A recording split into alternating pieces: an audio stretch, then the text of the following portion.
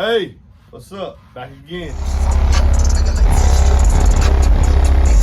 That first bass note hit me in the chest, and I was just like, there's no way that's 2/8. MB Enclosures has his own YouTube channel, and this guy is an animal when it comes to designing boxes.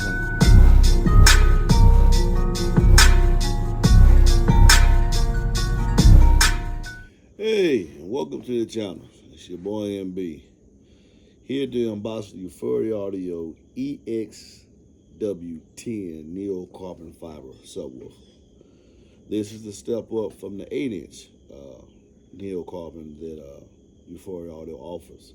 They have listed on the box. It is a 10-inch Neo Carbon Fiber subwoofer with 2.5-inch voice coil, die-cast aluminum basket with radio venting, large gauge compression terminals, a rubber surround, I think it's IP53 rated, carbon fiber cone, a needle magnet structure, and a sensitivity of 82.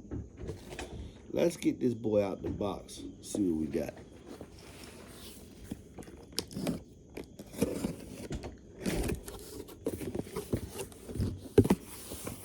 So when you open up the box, you got your manual, you got your sticker, another Euphoria Audio sticker. We're gonna put that inside your window because this is a high-end component subwoofer.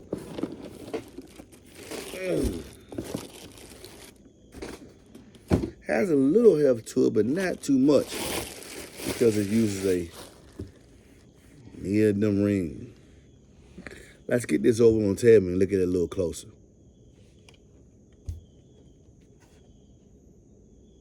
Before we go over to the table, I did want to point this out. With most drivers, most manufacturers, they have a very nice motor structure and they'll just change the basket. Even DB Research, which is the owner of Euphoria Audio, have used that as well. They have a nice motor structure and they'll use that same motor structure, say on the 10, 12, and 15, and just increase the basket. So you get a bigger cutout side, a bigger membrane, sometimes a different winding height. It always be the same size voice coil because the motor is the constant.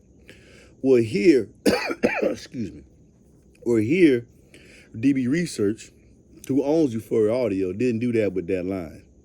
They actually took the time to design a different motor structure to use on the larger driver. I think that's a plus and should be noted that they did not use one motor structure. They actually took the time to engineer another motor structure to use on a larger membrane. As you can see, the motor structure is substantially larger than the motor structure that's on their 8. Just wanted to point that out to you. The first thing I want you to notice on this driver is number 1, the carbon fiber cone and dust cap and the IP53 rubber surround. Durability, environment friendly, don't have to worry about the woofer being damaged, particularly you put it on the seat of a truck. And this is where I would like this driver to be used at and why it's being reviewed on my channel, because you can put this on the seat of a truck without having incorporating a very massive seat lift, no more than 2.5. And on some trucks, say like a 2019 Chevy and up, no seat lift needed at all. You have the necessary height under your seat already. On Fords, a 2.5-inch seat lift, and you'll be able to utilize this 10-inch driver.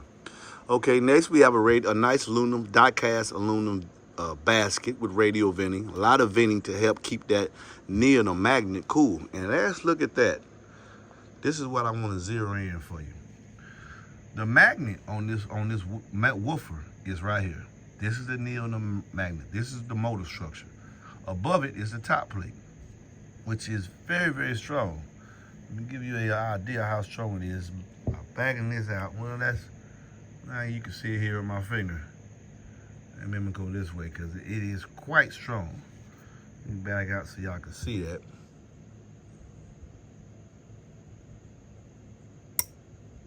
Quite strong.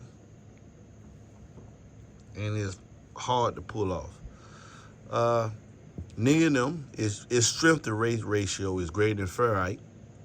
Its accuracy, and you don't need that much of it to get a certain amount of strength.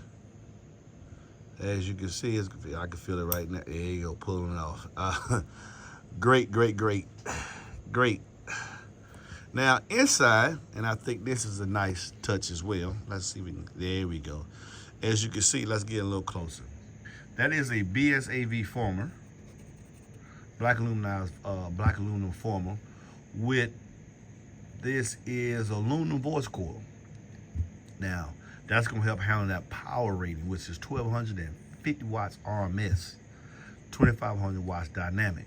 It utilizes as you can see here, a linear roll spider. It's a dual linear roll spider that is glued and bolted down. A nice bead of glue at the triple joint, nice and clean. As you can see that here, nice and clean. Even on the other side, it's clean as well. The build quality and craftsmanship of this driver is excellent. It's excellent. Nice thick tinsel leads, swollen into the spider, as you can see there. Let me see if I can back that up just a little bit. As you can see there, no excess glue nowhere laying around. We have, as you can see, if you look back at the former, you have vents along the former. They're strategically placed to keep air on the inside of the voice coil as it moves upon. Presumably, I don't know, it's got to have some kind of pole vent. I would have to take this driver apart to see actually how they're utilizing it. But this is the design, as you can see from a layman's perspective, just looking at the driver. The performance of the 8-inch was so stellar. Since I can put a 10-inch behind my seat, I said, let me at least see what a 10 would sound like inside my vehicle, utilizing the recommended airspace. This driver is recommended to operate in 1 cube. It has a BL of 27 and a X-Max of 28 millimeters one way.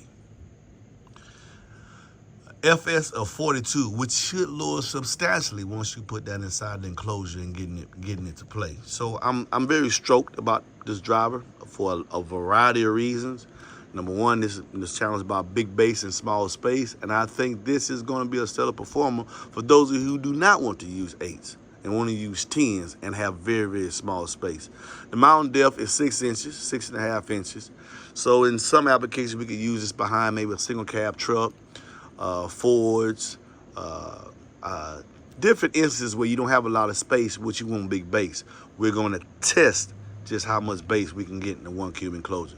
Stay tuned. Next is going to be the free air testing. The free air testing to see how it moves and just see, see the QMS, the surround and the spider, which I expect is going to have roughly the same performance or even more so than the 8-inch. And then we're going to put it inside the Mega and see what we can expect with a 2 cube box, because I know some of you just don't believe what I could do with an 8. So now I'm going to show you exactly what I can do with a 10. And I'm going to use this Euphoria audio to bring that to you. Peace. Turn around one more time. Oh, I'm very, very impressed. Very, very impressed with the craftsmanship and the performance. Well, the craftsmanship of the 10. I haven't actually heard of the 8. Impressed with the craftsmanship and the performance of the 8 in its box. To increase the membrane size and use exactly the same size box, I'm eager to see just what'll happen. Y'all stay tuned, man. Stay tuned. Let's see what we got. Peace.